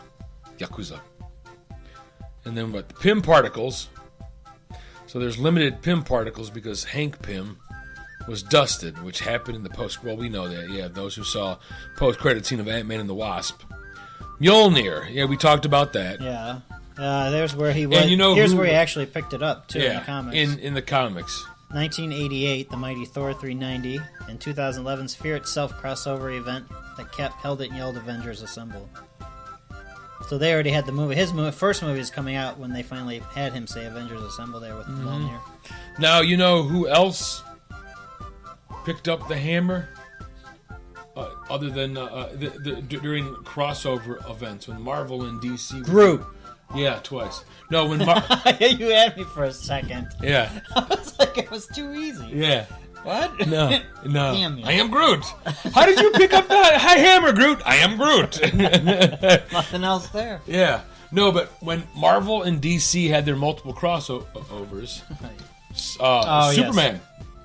has held the hammer. Yes, well. And the shield at the same time. Both. He had them both. Going Wonder Woman. They also had hold the hammer. Yeah. When DC characters and Marvel characters had the crossover events. Now I thought it was cool. Like that would make sense again with Superman. Well, that would make sense. Don't worry, when Disney buys Warner Brothers. But you know what? I could see the government, like they did with the Fox purchase, that they can't own the Fox TV studios or the news or the sports channels because they already have ABC. You can't own two networks. So I could see the government saying, no, you can't own two comic companies. But the production, I mean, Warner, all of the TV shows are celebrating being under Disney, though. The Simpsons are Disney. Yeah. Family Guy is now Disney. Yeah. Aliens. But not Fox TV. Yeah. That's why, I mean, it's weird. That stuff that gets... Like they bought all that shit. But yes, I'm sure there'd be an intervention. They couldn't take it. And they might not want it. You gotta want the competition up there. Just like what's the other one? The other comic series they're trying to get into right now, which is really... I never knew it except for the little comic strip that ran like in the sports section or something. The Phantom, is that what it is? He would have like the purple outfit. The Phantom. Yeah, the Phantom. They're trying to bring it back again. Those kind of whatever that series was. Yeah, there's a name for the company name, but I can't think of it. But that one's in the works. Again, remember Billy Zane played him. Somebody's up. It's the janitor's trying to get out of the closet. Again, he has his own keys in there. Cleaning day. Why does he put pans in the closet? I don't know. All right. He said something about the tin keeps the Vorpal from growing any bigger. I don't know, but Captain America's shield broken. Did they not show a dream? Wasn't that a dream like in Age of Ultron or something like that? Or I swear they showed the broken shield like. Civil War, maybe? In like a flash of something? Yeah. Somebody had a premonition? Yeah. Because when they showed it when they were all dead, you're all dead and I'm standing there. The Hulk? Was it the Hulk? Maybe. Or when Wanda was messing with... When they first encountered her, when she was still an enemy. Like, they're looking She messed with his head and made him go crazy, remember? Yeah. Which it took Black Widow to calm him down. Yeah, which was it? Like, I saw you... but when they showed his shield broken in the movie... Iron Man. Cool. Maybe it was Civil War. Yeah. And of course, they said that America got a shield broken by Thanos in 91's Infinity Gauntlet comic series. Yeah. Thanos is able to punch it to pieces instead of hacking away with a double-edged sword in the film. Yeah, he took that big sword. Was the sword from the comics at all? His double-edged sword? That Thanos was holding? It looked cool, though. Yeah. For his size and all that. I'm trying to remember a lot of stuff. No, I'm asking, throwing it out there like you own a comic shop. I think it was Civil War. Dominic Cooper, that was the actor that played the dad at first. The who? Dominic Cooper played Howard Stark. Yeah. Young Howard Stark. Who was in, then he went on to play Preacher. Right, as the other guy stepped in for... the older. Tony Stark's dad. Yeah, the older Tony Stark. He didn't look anything like Dominic Cooper. No. He made it for you. So when Tony brings Captain Shields back from him in the car, he goes zooming around in his car. And they follow it the whole time. Yeah. He says... It was a Tesla, right? Yeah. I think so. Yeah. He must have been masturbating, that's why it took so long. I'm about to come up here. But the shield, when he takes the shield out, he said he made it for you, referring to his dad. Yeah. When he gave it to Cap. Yeah, he made it for Which you. was, we forgot, that reminded you that part of that tension was still his dad's there. Connection, that he lost his dad. To him Bucky. being that piece of it. Captain America, but he's at his level of age or whatever. Yeah. What does this say? Loki's pose. When Tony Stark and Ant-Man are hiding out the top of Avengers Tower, Loki says, "I'll take that drink now." And Tony Stark replies, "Enough posing." It's a reference to an iconic shot of all the Avengers looking down at Loki during the original end of that sequence. Huh. From the movie? Yeah, because at the end when they're all leaning over him. Yeah. The first Avengers and Hawkeye pulls his arrow back and they're all just staring at the music. Dun, dun, dun, dun. And then Loki looks up and goes, "I think I'll take that drink now." It's a comic relief moment. So that's what we see when Iron Man's able to run across the back of everything happening. Yes. Because he kind of remembered when everybody was standing over Loki in that iconic pose. So he knew. So it's kind of making fun of that. What would it be like to be behind them as superheroes. You know, like when Rocket said, "Great, now we're all standing like a bunch of assholes." Yeah. In the first Guardians. Yes. We're standing in a circle like a bunch of jerks. You know, because it's the iconic movie shot. Yeah. And then you kind of make fun of it from behind. Like, what would it look like? A bunch of idiots just standing over this dude. Exactly. Like we're going to beat you up. So that was pretty funny. Secretary Pierce, Robert Redford. Yeah. Redford Robert. Tesseract has been in the possession of S.H.I.E.L.D. for 70 years, he said. That means Nick Fury never told him about the time it was swallowed by the space cat. No. So it disappeared for a bit. But they didn't know. But what's her name had it? Marvell had it. Yeah. She took it from them. Well, I guess she was testing it. That's how she was using it. Yes, she was testing it on there. Because she was working for the government. Right. I'm just got to remember Captain Marvel movie. It took me testing it with this new device. Yeah. And was there enough Captain Marvel? I mean, I think they played her enough for the way they brought her in. People complained they thought I think a little bit more. They could have used her a little bit more. I'm glad she wasn't the ultimate hero in the sense of the way they did the Tony Stark ending. Yeah. But they could have used her a little bit more. Right, but like I'll admit. Wrote that off with that nobody else. Things are happening in other worlds, you know. They got you. I got to go help these other people. But that's how they said it. But yeah, so a lot of people wanted to see more of her. Now with her old lady hair. No, I'm kidding. Yeah. Short hair. Well, that's how it is in the comic. Was in the comic. Oh yeah. And she got her long hair back again. And did you know? But then it got cut again. The big triumphant ending part, where he said, speaking of this stuff, "I am inevitable." Yeah. He saw it and he said it again to Iron Man. Yeah. And of course he goes, "And I am Iron Man." Yeah. It wasn't in there originally. They were just going to leave it after he snaps and he just like has the ferocious look and does the snap and saves the day. Tony? Yeah. Robert? Robert Downey Jr. was going to say it. Joe Russo said, here's the quote, "We were sitting on our editorial and we were reworking that sequence. Thanos says, 'I am inevitable.' And we're like, we need a response to that." What is the response to that? Like, what do you say? And our editor said, "What about 'I am Iron Man'?" Like, duh. Yeah. He said, and we were like, that's it. Yeah, I'm inevitable. Yeah, well, I'm Iron Man. We have to shoot it. Robert Downey Jr. did not want to say the line. No. But the producer convinced him. He thought it would first be too tacky and taking away from the dramatic moment. Yeah. But being it was more how it rounded out everything to the end, it worked out better. Yeah. So. Oh, yeah. It was great. So it wasn't in it, and then he was like, I don't know. I don't want to really do it. Yeah. And then they put it in and made all the kids cheer. Yeah. Yeah, I'm Iron Man. Yeah, Black Panther, I think, got the loudest hooray when he came back. When we were there, yeah. We heard it was a pretty diverse crowd, but yeah. It was, yeah.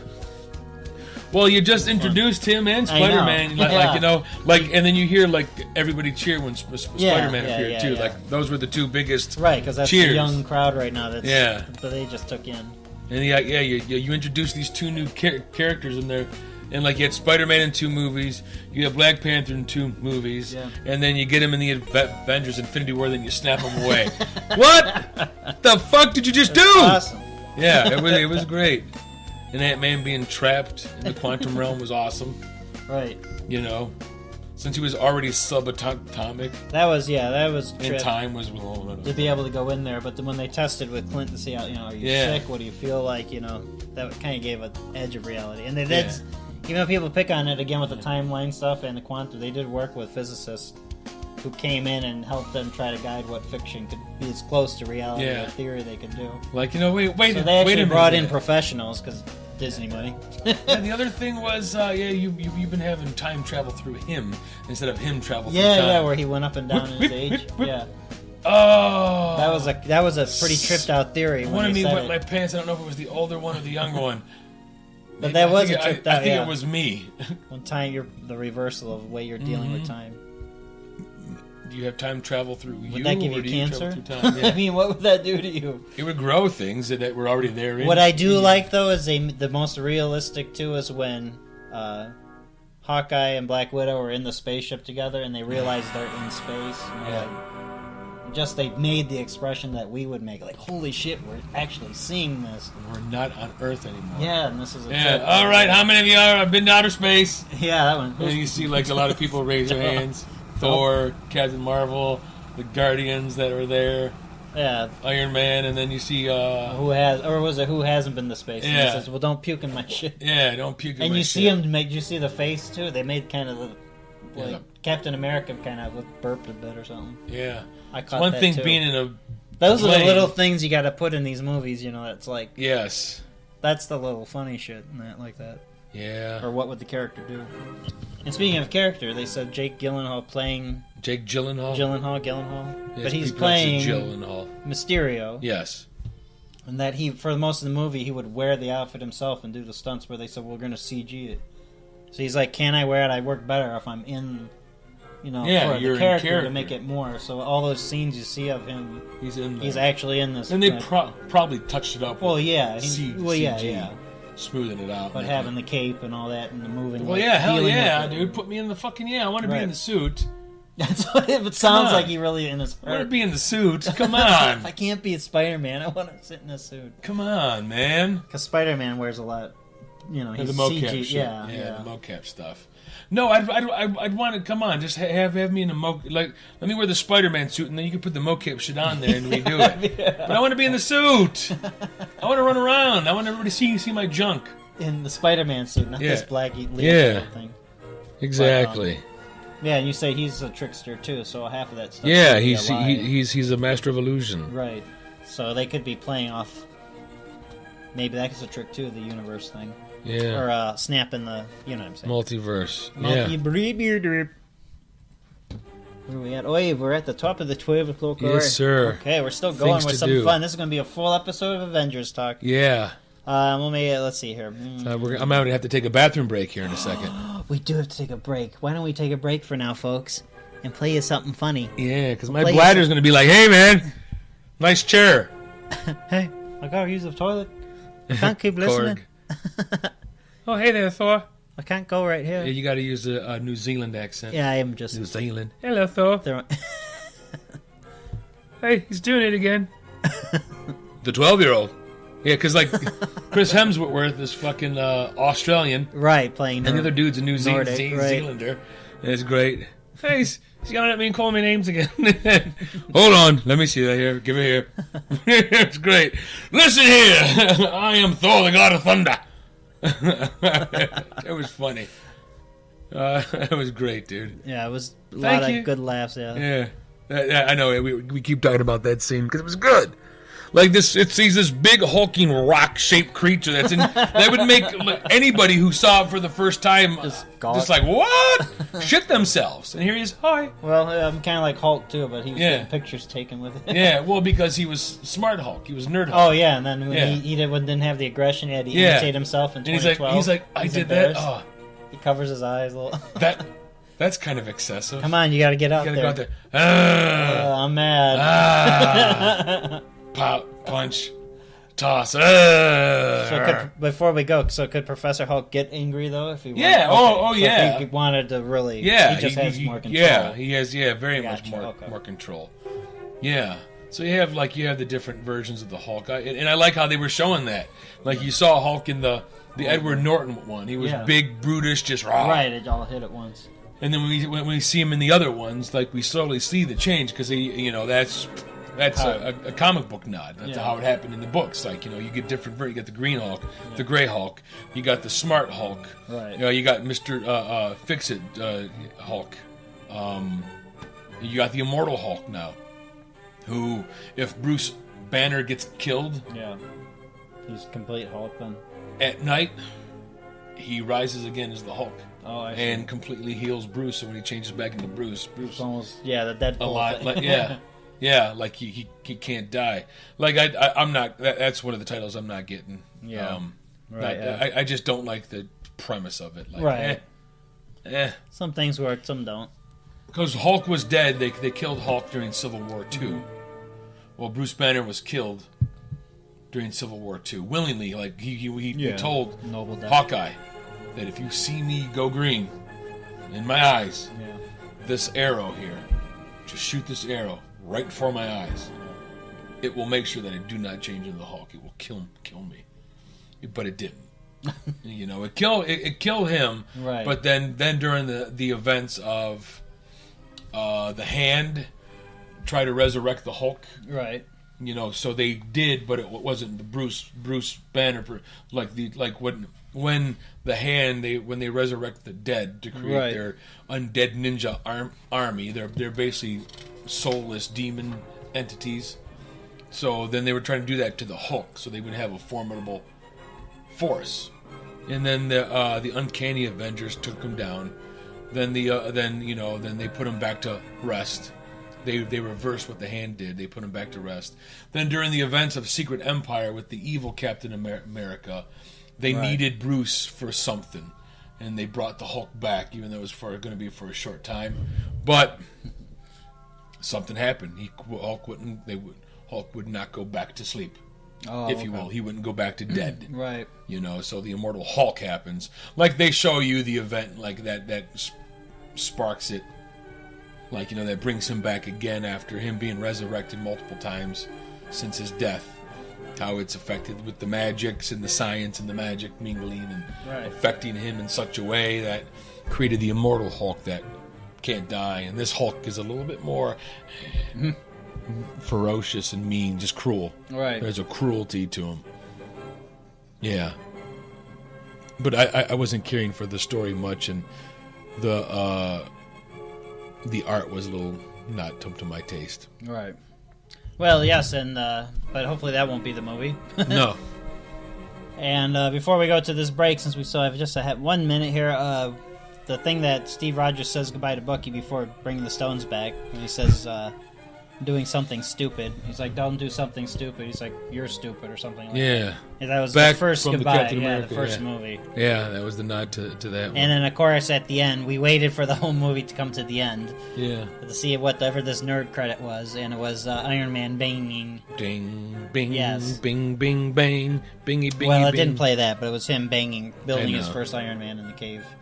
Yeah. And the first Iron Man movie that started all this big money stuff. Ting, ting, ting, ting. It's the House of Cuckoos radio show, getting all geeky and nerdies on all this kind of stuff. Surprisingly, we really stuck with the theme this time, the whole show. We did.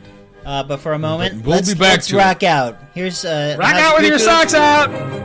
Performing "What's the Song About" with our special guest featuring Scaraway, aka Mick Astrius, Lux vocal. All the names. Listen. House Cuckoo. Cuckoo!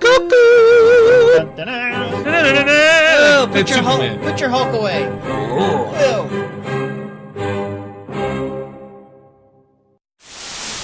Swiss cheese and face. Mr. Duck Lips. Oh shit, microphone. Hello.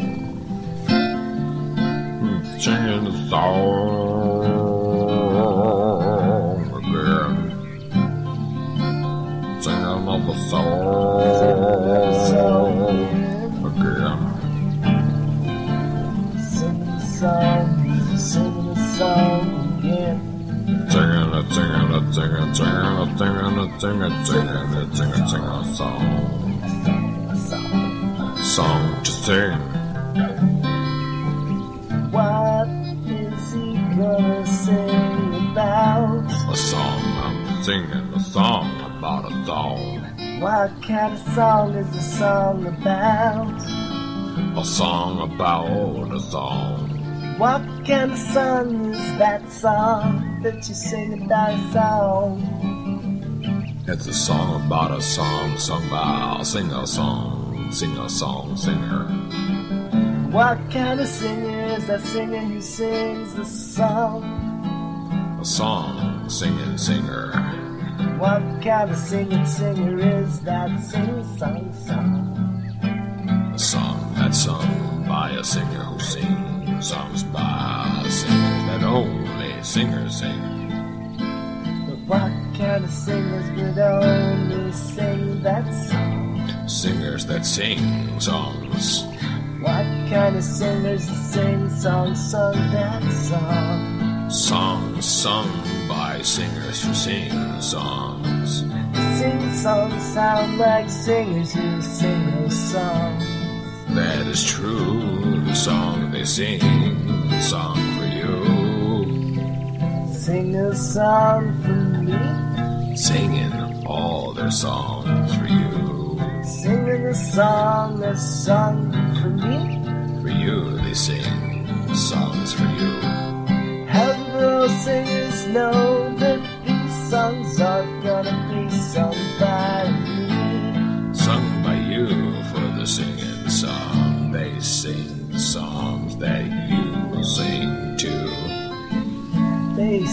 songs for you.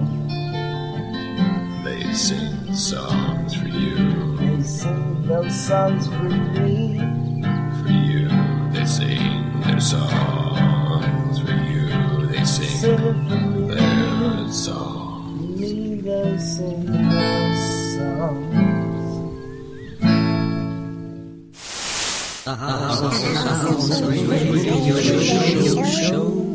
The future is now.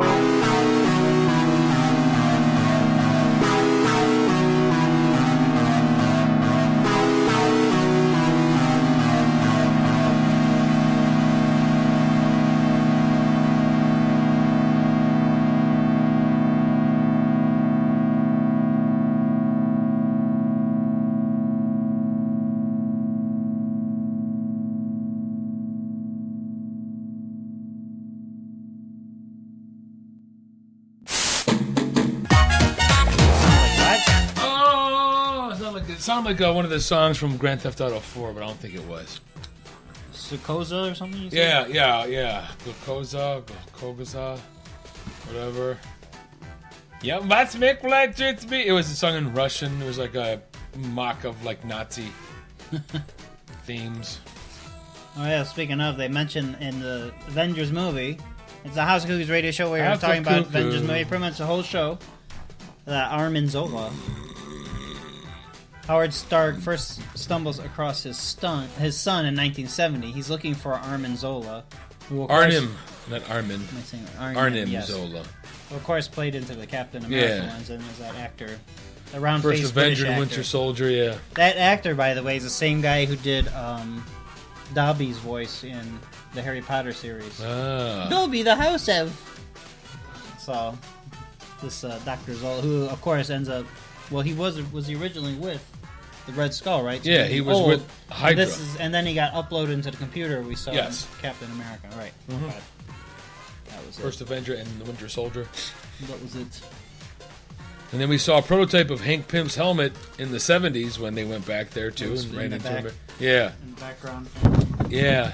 And it matches the original comic book design for Hank Pym's Ant-Man, which is cool because you know he was being the original.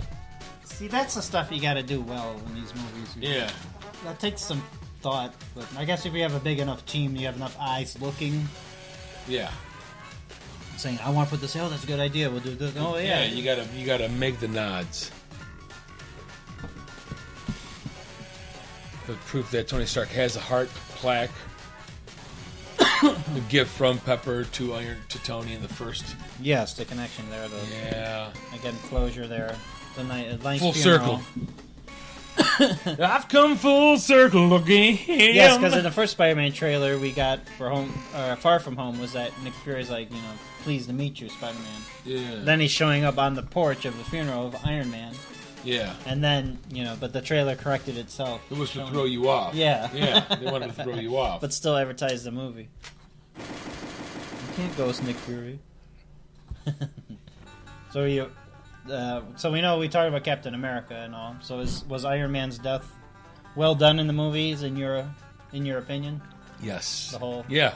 Of course, the performance and all. The death scene again where Peter Parker this time is He's the one holding him. yeah. No, you can't go. You can't go. and even Pepper Potts kind of being taken. But you Lets had him go. She is like, it's all right. No matter what Rest about now. Gwyneth Paltrow, she still can act. Yeah. She's like Tom Cruise. They can be The just bee stings, crazy, but yeah. when they actually are Bee sting my face to make me look special. But her, pulling off those emotional face of him realizing he died was well done. Mm-hmm. When she told him you could rest now. Right. And that was it. She was telling him he could go. Right, because that was a nod again, Iron Man 3, where Yeah. he said he couldn't sleep. He was always restless. He can't sleep. I can't sleep. I can't rest. Yeah. And his way of discovering time travel. Yes. I thought that was done good, too, in the sense of him being nervous and freaked out about it. Like, not just, hey, I just figured out time travel, but where he's kind of all nervous, biting his nails. He goes, I figured it out. Yeah. Because of the quantum realm thing, I figured out time travel. How to use the PIM particles, the ones that they have remaining. Right, I mean, that's an They were amazing able to steal feat, more. Yeah. Which would be his superhero knowledge, is his high intelligence, or his Oh yeah, he's smart. the Bruce Wayne-ness of him they gave. Yeah, Bruce Wayne, Lex Luthor, level genius. Yeah. Wow. Or someone from Less Than Zero, who OD'd in Less Than Zero. Charlie Chaplin. Yeah, I mentioned that before when the young him looked like him from Less Than Zero. When they did the young. Right, in the Winter Civil Soldier. War. Yeah, Civil War. Actually, no, Winter Soldier, Civil War. Okay, that's when he realized it. Yeah, that's when he found out that. Yeah, that's when he found out Winter Soldier killed his parents. Right. What, the Pegasus, whatever that was. Dun, dun, dun, dun, dun, dun, dun, dun. Risky Business, but no Tom Cruise. Was he in that too? No. Oh. Tom Cruise? No. No, I said Tom Cruise. I said know, Risky that's what I was Business. like, but I was like, I don't remember. But no Tom Cruise. I don't said remember Risky Robert Business, Downey Jr. but no Tom Cruise. No, what they were getting into was risky business. Gotcha. What they were about to travel through time, grab the stones. That's why I said risky business, but no Tom Cruise. And of course, everybody, now I understand what was going around before we got to see the movie, is that the rat is actually the big hero. If had that rat not crossed the path of Ant-Man, tap, like it's paused right, randomly. which made it the fluke thing, you know. Yeah. Master Splinter's the hero. Right. The rat, Master Splinter. And even though or that Vermin? Even though she's gone now, the Doctor Strange lady. Ancient one, yeah. Would she have known the rat would have played a part, you know? Oh, there's the rat. I'm sure you... Wait for the rat. Look to the rat to enter she let everything. her spirit go or whatever at the end of Doctor Strange. Yeah, she went to travel on. Right. Carry on my wayward master. And Loki is in another dimension, possibly. Maybe that's what we figured they're doing the show.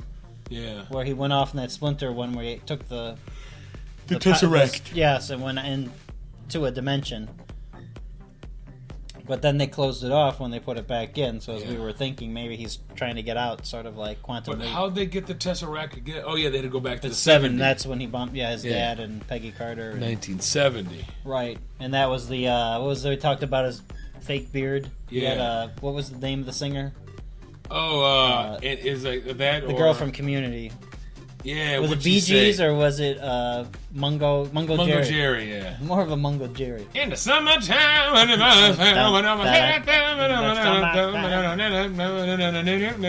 that's a song you do like, right? Yeah, yeah. Pluckety pluck, but it has a city feel to it. In the summertime, that's that LA. It's that beach. In the summertime. Hippie beach. And that was trending too, I know, online. Mungo Jerry. Yeah, everybody wanted to know Mungo Jerry now. Well, we knew about him because that song was played a lot when we were kids. And it's still on, I think, folks that have to hear their parents' middle of the road music, you know. And Mungo Jerry had himself a good facial hair thing. He kind of looks like Clancy Brown. Mungo Jerry does. Clancy Brown, the writer? No. Clancy Brown, the actor, not John Clancy. Clancy Brown, the actor who played the Kurgan. This is the Mungo Jerry beard. The mustache. Here's the song around the beard. The mutton chop beard. Yeah, that I used to wear, like the cat with my long hair. So yeah, we'll see where Loki ends up with Portal Escape, or if the TV show is going to be about something completely different. And as for the, and he gave the shield to Sam Wilson, which you would think in the movies would make him the next Captain America. Yes. But he's going to be on a TV show instead. Maybe he's in training. We'll see, yeah. And then we'll see him they'll probably call it Captain America and Winter Soldier. So, and then the movie will be take place after the series, maybe, possibly. Yeah. I hope so. Yeah, because like they did that in the comic books when now the two of them. It wasn't aged Steve Rogers who gave him the shield in the comic books because the Red Skull drained the super serum out of Captain America. Steve Rogers. Yeah, which aged him and made him. Now he was an older man, he was an old man, but he was at peak physical strength for his age. Right. Yeah. So he didn't have the super. He didn't have gray-haired. Yeah, Captain America. Gray-haired Captain America, and that's. And then it leads into the storyline of the evil Captain America, the Hail Hydra. How you saw the nod in this. Yeah, so they gave a bunch of nods then. Yeah. Throughout. Like, cool. even though this was Steve using it as a ploy to get it like Hail Hydra. He's like, don't worry, People guys. just to hear him say it. I understand. Hail Hydra. And then he walks out with the shield. But yeah, in the comic book, when he said Hail Hydra, that's after he threw a fellow hero out of a plane. Right. You know. Yeah, and it said how people to save like Baron Zemo. They had a very they were death thing. threats, but it was part of a story. It's like let the story evolve, and you come to find out that it's not the real Steve Rogers. It's a splinter reality Steve Rogers, who was created when Kobik, the anthropomorphized cosmic cube, which looks like the Tesseract looked like. The cosmic cube took on the appearance and persona of a 7-year-old girl. Right. And so Kobik was her name. Dr. Svelvig helped raise her and protect her. Again, there's comics. Yeah. Dr. Svelvig is the one who what's his name played? Selvig. Thor, yeah. He's the one who had the cosmic cube and raised her because it took on that form, right? But when it would act like an erratic child, then its powers were just unchecked, right? But when old man Rogers was about to get killed at the hands of Crossbones, he had the shield. Crossbones has the shield and was about to decapitate him. Then Kobik appears and just stops and freeze times and and says something about what you once were, you are now again. And then the shield comes down, and you see these shadowed hands grab it and throw it off and stand up, and there's the young Captain America again at full strength. Yeah. So didn't they do that in the Civil War with the beginning when Crossbones was kind of in the movie version? I thought he had a hold of the shield for a second. There was some point where he's he wanted behead him, but he got kicked out of the way. Like, it's all one of those iconic shots from the comic. Just put the shot in there. Quite possible. Which is interesting in a movie verse to do that from stuff. You can't do that from novels and books. No. But from comics and manga, you can show these manga. You can show or Mango. anime even. You can show the Manga Jerry. Nagasaki today. Pick a city to Manga Jerry. In the summertime here in Japan. Yeah. That'd be great. Let's see. I don't know if there's anything else. Let's see. Have we eaten it all? We might have. All the Avengers. Sam Wilson, yeah. Samuel Jackson. Avengers Assemble. We talked about that. Quantum Realm can always be its own thing. The old man Rogers wearing the tan jacket. That was from the first Avengers. The jacket he was wearing. That would be a really stinky old jacket. I haven't had it for years. 70 years, motherfucker. 75 years at this Longer, point. yeah. 75. It's supposed to be 2023 or 45, something? 45, so 73, 74 years. Yeah. 74 on a... No, hold on. 45. That'd be 78 years. So he'd be like 90-something, maybe 100. Yeah. Like Bucky. That's probably why Bucky wouldn't want the throne of Captain America anyways, because he already did his shit and been up and down. And even though he was... I know, but I would imagine this character would be mentally exhausted at this point. Yeah. And culturally and just dealing with everything he has been in the past. It made more sense to give it to Sam in the movie verse. So now what was cool was when that happened in the comics, there were people, not like readers, but I mean like people in the comic book, citizens in the comic book who were like, no, he's not my Cap, and he had to deal, so this Captain America had to deal with racism. You had some people who were for, like you had half the people were for a black Captain America in the comics, and others were like, he's not my Captain America. Yeah, how he had to deal with it. He's like, son of a bitch, this is harder than I thought. And it was him and Misty. But they've been using Misty in Luke Cage, Jessica Jones, Iron Fist, Defenders, and now she has her bionic arm, even though it was from Rand Industries in the comics, it was from Stark. if I remember correctly. She got her arm from Stark's company. And, like, she herself doesn't have super duper powers, but of course with their, like, Winter Soldier-esque arm, Misty. Right. She's has that super strong with that arm. It's bionic arm. But yeah, so Sam Wilson and her were also a thing, and while he was Captain America, she would help train him and keep him on his toes. Oh, cool, yeah. Yeah, former So they could always do detective something for like New that. York. Yeah, they could introduce Make the story interesting. Yeah. Now that Marvel Disney removed their Netflix True. Daredevil and whatnot off Right. there, they could bring them to the Disney Plus, and they could introduce these characters into the MCU. Or switch them, or just change them over the movies. Yeah, bring them into the movies instead of the show. Film it, but then with the article you sent me earlier this week or last week with the Son of Satan TV show coming to Hulu and the Ghost Rider show coming to Hulu with the actor who played Ghost Rider in the Agents of S.H.I.E.L.D. TV show.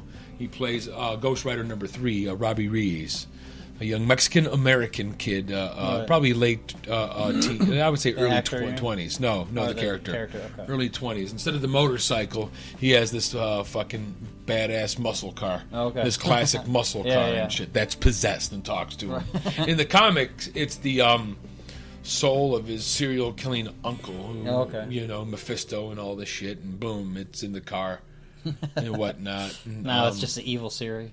Yeah. Evil Alexa. Yeah, Alexa. Evil Cortana. All right, drive the car, kid. I'll come on autopilot if you want to have sex with someone. Yeah. So I guess in the Marvelverse, you have all this now, all these shows coming out. The Scarlet Witch in Vision TV show, Winter Soldier, Falcon, Loki.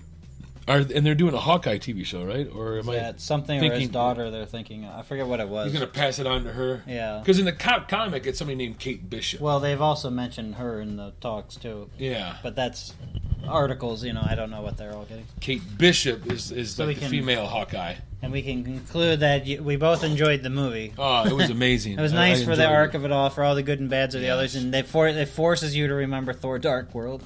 Yeah. And a little bit of the Hulk. And Iron Man 3. Yeah. Pretty much movies a lot of people were like, well, Iron Man 2 as well. As well as all the other ones, of course, Guardians of the Galaxy and all those other Thor connections, 2 obviously. could have been they could have used Malekith in such a better way. He's such a tremendous and great villain. Right. That, the Dark Elf, the scarred face. Right. Well, that was Natalie Portman's. Was mad that the directors that she thought would have done better with it were passed over, which was Patty Jenkins. Yeah. Which kind of turned into, was it a sexism thing, row over it, but either way, she came back, obviously she was at the premiere, so it was great because it really had everybody going nuts trying to figure out why she was there. So for it to just be a kind of more like an Easter egg. Thor 4. But she said her sons are into Star Wars and Marvel now, and what else did Patty Jenkins do? Wonder Woman. Yeah. That was her big. And Wonder Woman 2 coming. Yeah. That's what I'm thinking, like, wait a minute. She did Thor 2. But she didn't. No, she was... No. She was up to, yeah. That's sad. If it would have been given to her, it would have been handled better. Having seen Wonder Woman, it would have had good color and the schemes and all that. Whether the story would have still carried was up to the writers, but Thor Ragnarok was great. Yeah, it was a good comeback. Now if he's with Guardians of the Galaxy 3, it'll be good. I like the 80s edit of the trailer they did for Ragnarok. All that stuff was great. Thor Ragnarok. See it in theaters this Friday. Like how they had how the 80s commercials or 80s movie trailers had the voiceover. The young lover, the strong warrior. See, it's together all the right a universe resources. Shattered. All the guy has to say to the director has enough connection and resources to his whole team to go, hey, let's put together something like that. He just has the idea and might follow through with whatever he has to do. But that's it. Everybody calls everybody else, and it gets put together in a fun way. And that's why I would like the House of Cuckoos to be like. Hey, we do need that. A network. We need more than us. We need a network of people. We Anybody want to work for free for now? Come join us. But yes, the Avengers Endgame. Go see it if you follow the Marvel Universe. Go see it if you will. If not, well then sit down and sing a song. Yes, yeah. Obviously, everything you heard, you probably wouldn't have listened to the whole show. Well, you might have if you liked the sound of our crazy voices. What would you do if I sucked on a shoe? God damn it!